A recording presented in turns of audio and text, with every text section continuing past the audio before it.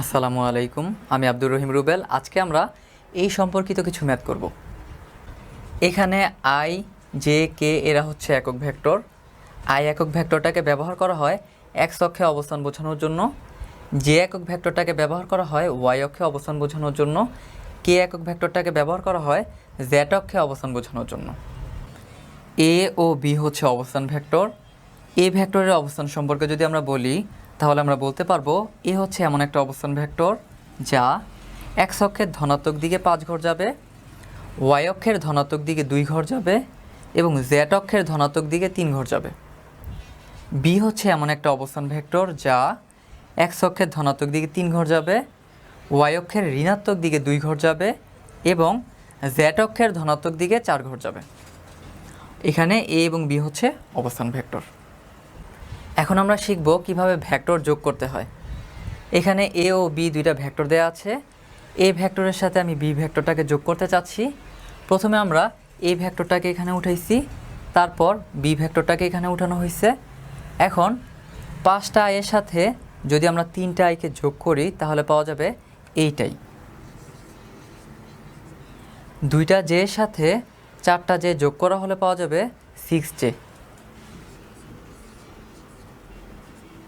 3টা কে এর সাথে 2টা কে কে যোগ করা হলে পাওয়া যাবে 5K। অর্থাৎ এখানে যতগুলো আই ছিল আইগুলোর সাথে আমি এখানকার আইগুলোকে যোগ করে এখানে বসাইছি, এখানকার যেগুলোর সাথে এখানকার যেগুলোকে যোগ করে আমি এখানে বসাইছি, এখানকার কেগুলোর সাথে এখানকার কেগুলোকে যোগ করে আমি এখানে বসাইছি। আর এভাবেই দুইটা অবস্থান ভেক্টরকে যোগ করতে হয়। এখন আমরা শিখব কিভাবে ভেক্টর বিয়োগ করতে হয়। এখানে এ ও বি দুইটা ভেক্টর দেওয়া আছে। এ ভেক্টর থেকে আমি বি ভেক্টরকে বিয়োগ করতে চাই। প্রথমে আমি এ ভেক্টর লিখেছি, তারপর বি ভেক্টর লিখেছি। এ ভেক্টরের ইনফরমেশনগুলো আমি আরেকবার লিখব।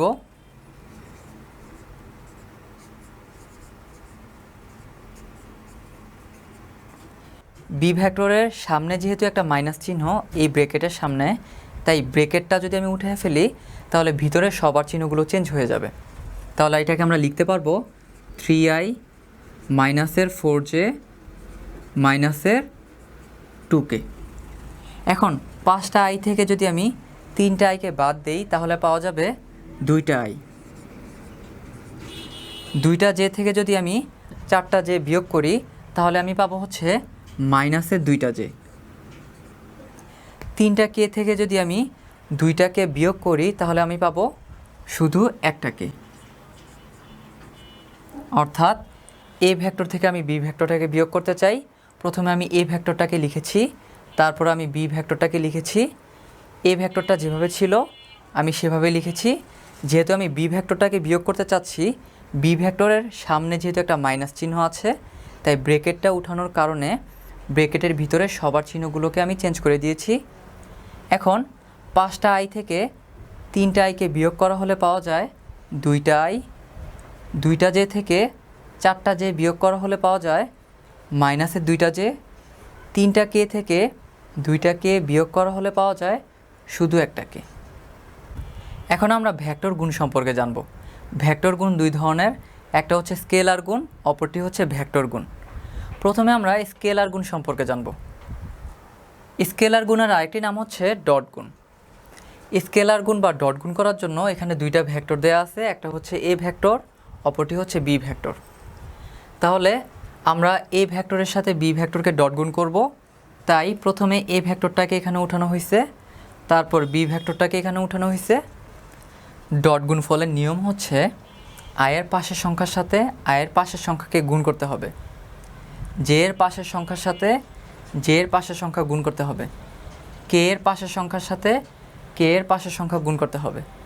তাহলে এখানে আয়ের পাশে আছে 5, এখানে আয়ের পাশে আছে হচ্ছে 3। 5-এর সাথে 3 গুণ করা হলে পাওয়া যাবে 15। এখানে জে এর পাশে আছে 2, এখানে জে এর পাশে আছে 4। 2 এর সাথে 4 গুণ করা হলে পাওয়া যাবে 8। এখানে কে এর পাশে আছে 3, এখানে কে এর পাশে আছে 2। 3 এর সাথে 2 গুণ করা হলে পাওয়া যাবে 6। আর ডট গুণ করার সময় আমরা কিন্তু এখানে আই জে কে আর লিখতে পারবো না, কারণ আই ডট আই এর মান হচ্ছে 1, জে ডট জে এর মান হচ্ছে 1, কে ডট কে এর মান হচ্ছে 1। এখন আমরা শিখব কিভাবে ভেক্টর গুণ করতে হয়। ভেক্টর গুণের আরেকটি নাম হচ্ছে ক্রস গুণ।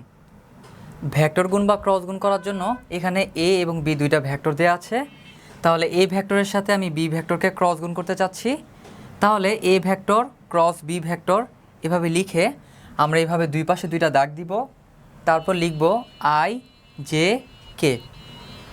এখানে যেহেতু আমি প্রথমে এ ভেক্টর লিখছি, তাই এ ভেক্টরের সবগুলো ইনফরমেশন আমি আগে লিখব। যেমন এখানে আই এর পাশে আছে 5, জে এর পাশে আছে 2, কে এর পাশে আছে 3। তাহলে আমি লিখব এখানে 5 2 3। দ্বিতীয়তে আমি হচ্ছে বি ভেক্টরকে লিখেছি, তাহলে এবার আমি বি ভেক্টরের ইনফরমেশনগুলো বসাবো। বি ভেক্টরের আই এর পাশে আছে 3, জে এর পাশে আছে 4, কে এর পাশে আছে হচ্ছে 2। তাহলে আমরা লিখব 3 4 2। এভাবে হচ্ছে এ ভেক্টর এবং বি ভেক্টরের ইনফরমেশনগুলোকে আমরা এভাবে বসাবো। এগুলোকে বলা হয় সারি আর এগুলোকে বলা হয় কলাম। আমরা যখন আই ভেক্টরটাকে নিয়ে কাজ করব তখন আই ভেক্টরের সারি এবং কলাম বাদ। আমরা যখন জে ভেক্টর নিয়ে কাজ করব তখন জে ভেক্টরের সারি এবং কলাম বাদ। আমরা যখন কে ভেক্টর নিয়ে কাজ করব তখন কে ভেক্টরের সারি এবং কলাম বাদ। এখন আমরা আই ভেক্টর নিয়ে কাজ করব। আই ভেক্টর নিয়ে যখন কাজ করব তখন আই ভেক্টরের সারি এবং কলাম বাদ। তাহলে যেই সংখ্যাগুলো পড়ে থাকবে তাদের মাঝখানে আমরা এভাবে গুণ করব। আই ভেক্টর নিয়ে কাজ করার সময় আই ভেক্টরের সারি কলাম বাদ, তাহলে যে চারটা সংখ্যা পড়ে থাকবে তাদেরকে গুণ করা লাগবে। তাহলে এইভাবে গুণ করলে আমরা পাবো 2 দুগুণে 4,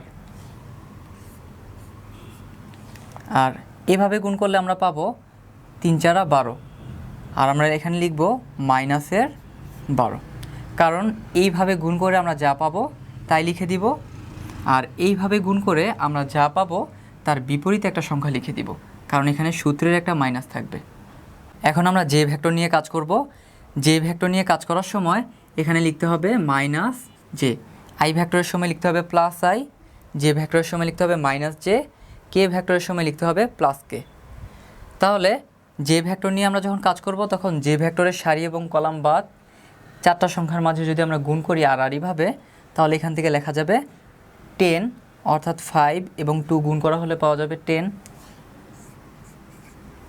আর 3 এর সাথে 3 গুণ করা হলে পাওয়া যাবে 9।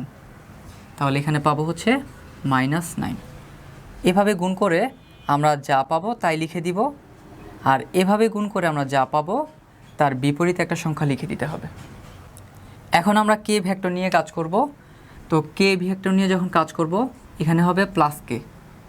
তাহলে আমরা কে ভেক্টর নিয়ে কাজ করার সময় কে ভেক্টরের সারি এবং কলাম বাদ যেই চারটা সংখ্যা পড়ে থাকবে তাদেরকে গুণ করা লাগবে।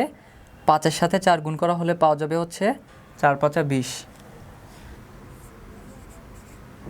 তারপর এইভাবে গুণ করার পরে আমরা এইভাবে গুণ করতে হবে। 3 এর সাথে 2 গুণ করলে পাওয়া যাবে 6। তাহলে আমরা এখানে লিখব -6। প্রথমটা গুণ করে আমরা যা পাবো তাই লিখব, আর দ্বিতীয়টা গুণ করে আমরা যা পাবো তার বিপরীত একটা সংখ্যা লিখব। অর্থাৎ তুমি যদি এখান থেকে পেতে -6 তাহলে লিখতে হচ্ছে +6। যদি +6 পাও তাহলে লিখবা -6, যদি -6 পাও তাহলে লিখবা হচ্ছে +6। কেন আমরা বিপরীতটা লিখব? কারণ এখানে কিন্তু সূত্রের একটা মাইনাস ছিল। ভেক্টর গুণ বা ক্রস গুণ সম্পর্কে আমি যদি আরও একবার বলি, তাহলে এখানে এ এবং বি দুইটা ভেক্টর দেওয়া ছিল। এ ভেক্টরের সাথে আমি বি ভেক্টরকে ক্রস গুণ বা ভেক্টর গুণ করতে চাচ্ছি। তাহলে আমরা শুরুতে এভাবে দুইটা দাগ দিব। তারপর প্রথমে যেহেতু এ ভেক্টর লেখা ছিল, তাই এ ভেক্টরের ইনফরমেশনগুলো আমরা আগে লিখব। দ্বিতীয়তে যেহেতু বি ভেক্টর দেওয়া ছিল, তাই বি ভেক্টরের ইনফরমেশনগুলো আমরা তারপরে লিখব। এভাবে মানগুলো বসানোর পর আমরা প্রথমে আই ভেক্টর নিয়ে কাজ করব, তারপরে জে ভেক্টর নিয়ে কাজ করব, তারপরে কে ভেক্টর নিয়ে কাজ করব। আই ভেক্টর নিয়ে কাজ করার সময় শুরুতে লিখব প্লাস, জে ভেক্টর নিয়ে কাজ করার সময় শুরুতে লিখব মাইনাস, কে ভেক্টর নিয়ে কাজ করার সময় শুরুতে লিখব প্লাস। আমরা যখন আই ভেক্টর নিয়ে কাজ করব তখন আই ভেক্টরের সারি এবং কলাম বাদ যে 4টা সংখ্যা পড়ে থাকবে তাদেরকে গুণ করা লাগবে। এভাবে গুণ করে আমরা যা পাবো তাই লিখব, আর এভাবে গুণ করে আমরা যা পাবো তার বিপরীত একটা সংখ্যা লিখব। এভাবে গুণ করে আমি পেয়েছি +12 আর আমি লিখেছি -12।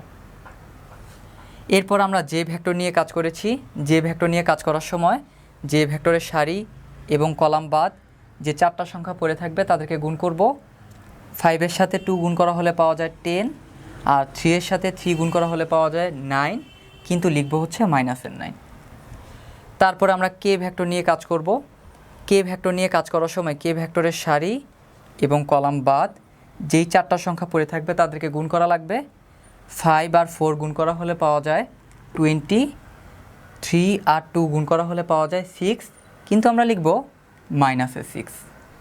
আর এভাবেই ভেক্টর গুণ বা ক্রস গুণটা করতে হয়।